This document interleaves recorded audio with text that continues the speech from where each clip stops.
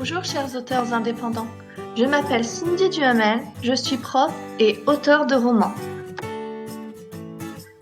Je sais que beaucoup se demandent quel statut choisir quand on est auteur indépendant. Être plutôt auto-entrepreneur ou artiste-auteur? Voici quelques éléments pour faire votre choix. Vous avez écrit un livre qui génère quelques revenus, voire beaucoup de revenus. Sachez que dès le premier euro gagné, vous devez déclarer ces revenus et payer des cotisations sociales calculées selon le statut que vous aurez choisi entre l'auto-entrepreneur ou l'artiste-auteur. Pour faire ce choix, étudions le champ d'action de chaque statut. En tant qu'artiste-auteur, vous pouvez vendre vos livres, que ce soit sur les plateformes d'autopublication, en dédicace, en dépôt ou sur les salons. Malgré ce que l'on peut voir sur les réseaux sociaux, sachez que d'après le décret du 28 août 2020, la vente d'exemplaires de son œuvre par l'artiste-auteur qui en assure lui-même la reproduction ou la diffusion est autorisée. Dans le champ d'action de l'artiste-auteur, vous pouvez aussi vous livrer à des activités accessoires, comme la présentation orale de vos œuvres, par exemple quand vous faites une lecture publique ou que vous vous adonnez à des rencontres sur le processus de création, comme les activités de jury, comme les cours ou les ateliers d'écriture, ou comme la participation à la conception au développement ou à la mise en œuvre de l'œuvre d'un autre artiste-auteur, par exemple la mise en page, la correction. Attention, ces activités accessoires sont limitées à 7 027 € de chiffre d'affaires ou bien 50% des revenus de vos revenus artistiques. Intéressons-nous maintenant au champ d'action de l'auto-entrepreneur. Sachez tout d'abord qu'il est bien plus large puisque l'auto-entrepreneur peut s'adonner aux activités commerciales qui comprennent tout type de vente et même celui de l'achat-revente, aux activités artisanales et libérales.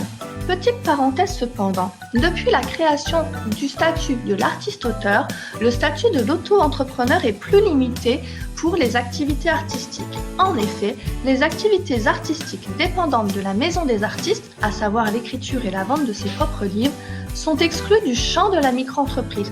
Toutefois, elles sont tolérées si vous les déclarez comme des honoraires. Pour plus d'informations, consultez le site economie.gouv.fr.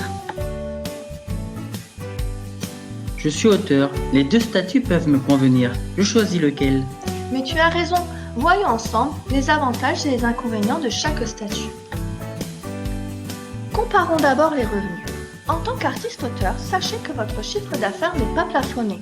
Alors que si vous choisissez le statut d'auto-entrepreneur, votre chiffre d'affaires sera plafonné à 72 500 € ou bien à 176 200 € pour les revenus commerciaux.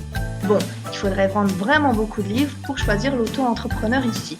Par contre, pour les revenus accessoires, c'est différent, puisque en tant qu'artiste-auteur, vos revenus accessoires seront plafonnés à 7 027 € ou bien à 50% de vos revenus artistiques, alors que pour l'auto-entrepreneur, ces revenus ne sont pas plafonnés.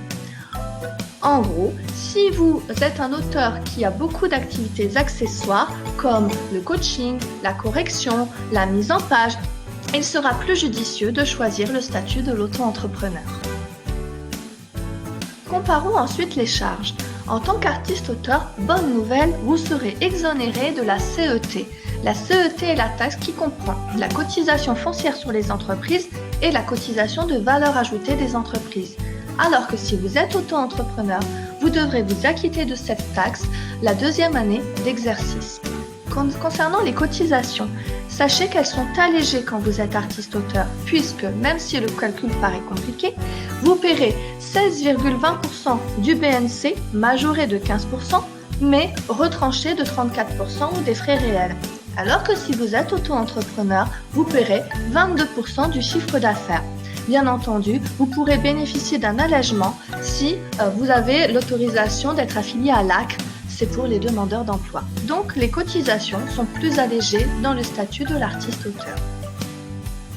Et il y a un autre avantage, et pas des moindres pour le statut de l'artiste-auteur, c'est l'exonération de la TVA jusqu'à 44 500 € de chiffre d'affaires. Comparons enfin la sécurité sociale. Là, le match est clair, c'est le statut de l'artiste-auteur qui l'emporte. En effet, la couverture sociale de l'auto-entrepreneur est bien moins favorable dans l'ensemble. Quand vous êtes artiste-auteur, vous avez accès aux soins de santé dès le premier euro de revenu.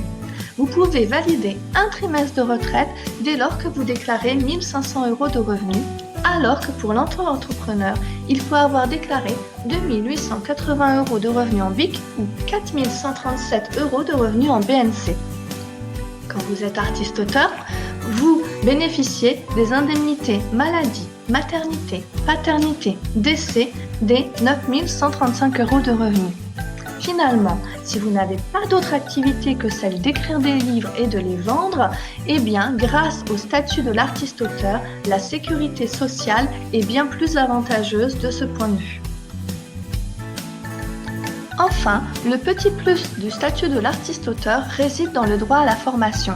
En effet, quand vous êtes artiste-auteur, vous avez le droit à un crédit de formation financé par l'AFDAS dès lors que vous avez déclaré 9 000 € bruts sur les 3 dernières années, 12 000 sur les 4 dernières ou 15 000 sur les 15 dernières.